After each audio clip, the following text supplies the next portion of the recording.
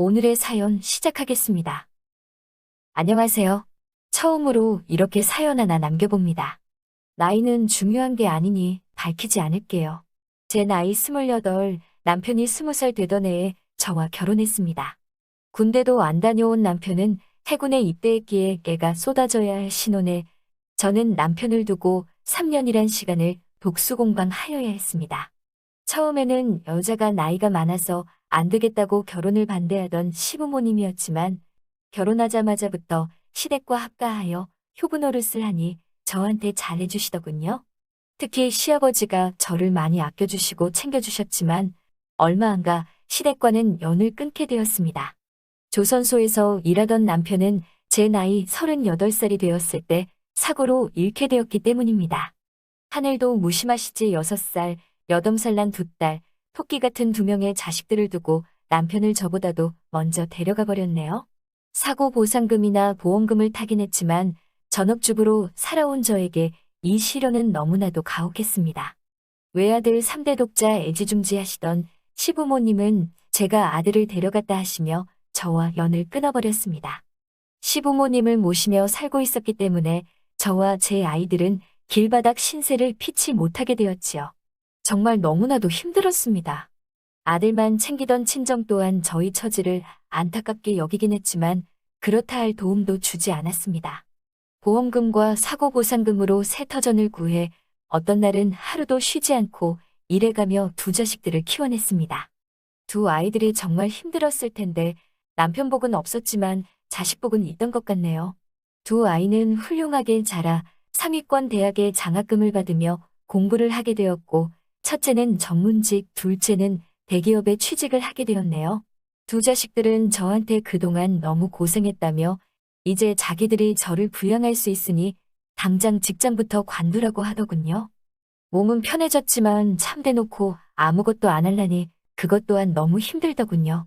집에만 있어도 되는가 싶기도 하고 여유가 생기니 그동안 참아왔던 것들이 한 번에 터져나오더라고요. 그러던 중에 제가 공장에서 일하던 시절 친하게 지냈던 언니를 우연찮게 만나게 되었습니다. 잘 지냈냐고 보고 싶었다고 둘이서 한참 회포를 풀었습니다. 듣자 하니 이 언니는 이미 몇 년 전에 은퇴를 한 상태였다고 하더라고요. 제 아이들이 보고 싶다고 하여 아이들 덕분에 요즘 편하게 지내게 되었다고 자랑 좀 했습니다. 언니와는 가끔씩 만나며 친분을 다져왔는데 그러다 보니 어느 날 고민 아닌 고민거리를 언니에게 털어놓게 되었습니다. 그동안 자식 키우는 데만 집중해서 살아와서 몸은 편해지고 여유로워졌는데 뭘 해야 할지 모르겠다고요. 언니는 그런 게 고민이었으면 진작 말하지 그랬느냐며 저에게 새로운 세상을 가르쳐줬습니다. 여러 취미 활동을 하던 언니가 이런저런 자리에 저를 데려가기 시작했어요. 스포츠 댄스도 배우고 등산도 다니고 제 인생에 해보지 못할 것 같았던 골프도 배우게 되었습니다. 자식들 뒷바라지 하느라 일만 하면서 살아 몰랐는데 세상에는 할 게 너무나도 많다는 사실을 알게 되었습니다. 언니는 언제부터 이렇게 인생을 즐기면서 살기 시작했는지 아는 사람들도 참 많더군요. 새로운 걸 하게 되면서 그동안 느낀 적적함은 많이 사라졌지만 그래도 뭔가 채울 수 없는 아쉬움이 강하게 남더라고요. 그러던 중에 언니가 저에게 제안을 하나 해왔습니다. 하루는 저보고 묻지마가 뭔지 알고 있느냐고 물어보더라고요. 좋은 이야기는 들어본 적이 없으니 같이 가자고 물어보는 언니의 말에 한사코 거절의 의사를 표현했지만 앞으로 살아봐야 얼마나 더 살겠냐며 저를 계속 설득을 하더군요. 결국 언니의 간곡한 부탁에 모시겨 한번 다녀와 보기로 했습니다. 약속 장소로 가니 관광버스가 한 대 서 있었어요. 막상 정말 저 버스에 몸을 싣는다 하니 긴장이 되고 가슴이 쿵쿵 뛰더군요. 언니한테 이거 은근히 긴장된다고 하니 언니는 사실 혼자서 몇 번 와봤다면서 잘 설명해 줄 테니 떨지 말고 있으라고 하네요. 버스 문 앞에 있는 남자에게 다가가니 어디 산으로 가시는 분들이냐고 서글서글하게 인사를 하더군요. 회비를 내고 안에 들어가니 버스는 벌써 절반이 넘게 차 있었습니다. 언니와 나란히 자리에 앉아서 버스에 누가 있는지는 확인도 하지 않고 수다를 떨고 있었습니다. 언니가 설명해 주기를 소지품 집기 같은 걸로 짝을 맞춰줄 것이라고 하더라고요. 일단 짝이 정해지면 장소에 도착하기 전까지 여자는 안쪽에 앉고 남자는 바깥쪽에 앉아서 노는 거라고 말해줬어요.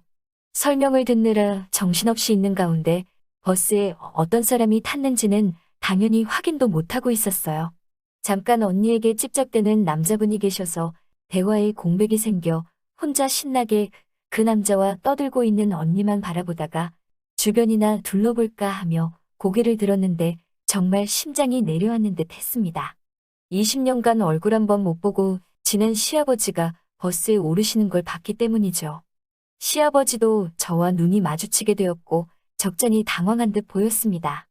언니는 이미 옛 저녁에 아까 그 남자와 합석을 해서 제 옆에서 사라진 상태였어요. 버스를 탈 때 봤던 서글서글하게 인사하던 사람이 마이크를 들고 진행을 하기 시작하더군요. 그냥 돈 받는 사람인 줄 알았는데 알고 봤더니 사회자였어요. 차가 출발하자마자 신나는 음악이 흘러나왔습니다. 사회자는 고속도로에 진입하게 되면 남편 마누라 생각은 출발하던 곳에 두고 오라고 하며 오늘 하루만큼은 고민 없이 재밌게 보내자고 말하며 능숙하게 진행을 하더군요. 하지만 아무리 남편 없이 지낸 세월이 20년이라고 해도 저 멀리 앉은 시아버지 뒤통수를 보고 있자니 고민이 안 될 수가 없었지요. 아직도 짝이 없는 사람이 있냐고 하며 혼자 앉아있는 사람들을 불러 모아 남자들의 소지품을 걷어갔습니다. 시아버지도 제 눈치를 보신 건지 저처럼 끝까지 짝을 찾지 못하고 혼자 계셨어요. 소지품이 담긴 바구니를 사회자가 제 앞에 들고 오는데 바구니 안에는 너무 익숙한 물건이 하나 있었어요. 제가 결혼하고 시아버지 첫 생신 때 사들인 가죽 지갑을 아직도 쓰고 계시더군요.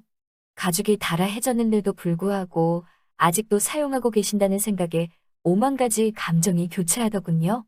저도 모르게 가죽 지갑을 집어버리고 말았습니다. 결국 그 버스 안에서 시아버지와 나란히 앉게 되었습니다. 버스에서는 춤판 노래판이 한바탕 벌어지고 있었고 저와 시아버지는 나란히 앉아서 아무 말도 하지 못하고 있었습니다. 짓궂은 행동을 유발하는 사회자의 진행에 저희는 참 많이 당황했어요. 진행에 따르지 않는 사람들에게는 벌금을 먹이겠다는 말에 결국 분위기에 휩쓸려 시아버지와 잊지 못할 시간을 보내게 되었습니다. 바들바들 손을 떠시는 게 시아버지도 엄청 긴장을 하신 듯 싶더군요. 그렇게 긴 하루가 지나고 출발했던 장소로 돌아오게 되었어요. 언니는 짝지은 그 남자분과 잘 되었는지 보이지도 않더라고요.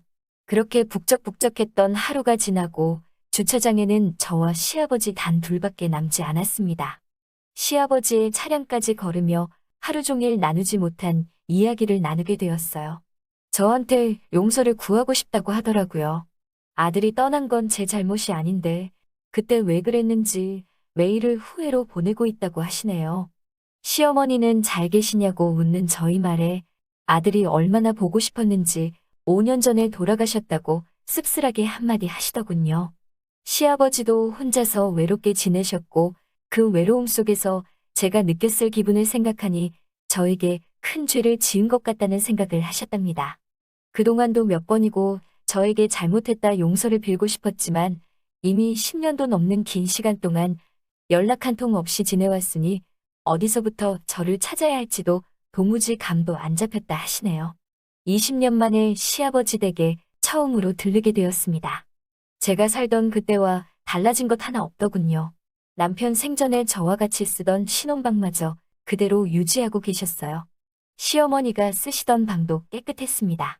그동안 그 방을 정리하며 얼마나 많은 후회를 하셨을까 하는 생각에 저도 모르게 눈물이 나더라고요. 그렇게 그날 밤 시아버지와 한참을 부둥켜 안고 울었습니다. 그날 시아버지의 집에서 하루를 보내고 다음날 시아버지의 차를 타고 집으로 돌아왔습니다. 아직 자식들에게 시아버지에 대한 이야기는 하지 못했어요.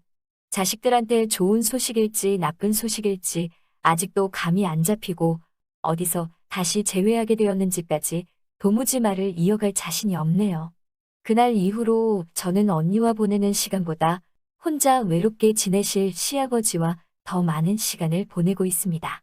언제까지 아이들에게 시아버지에 관한 사실을 숨길 수 없다는 걸 알고 있습니다. 언젠가는 시아버지와 저희 이야기를 자식들에게 해야 할 날이 오겠지요. 그때까지는 저 혼자서라도 그동안 못해드린 좋은 며느리 돌이라도 해드려야겠네요. 그럼 제 사연은 여기서 이만 마치도록 하겠습니다. 또 찾아주셔서 감사합니다. 매일 새롭고 흥미로운 사연으로 찾아뵙겠습니다. 구독과 좋아요 잊지 마시고 다음 사연으로 다시 찾아뵙겠습니다.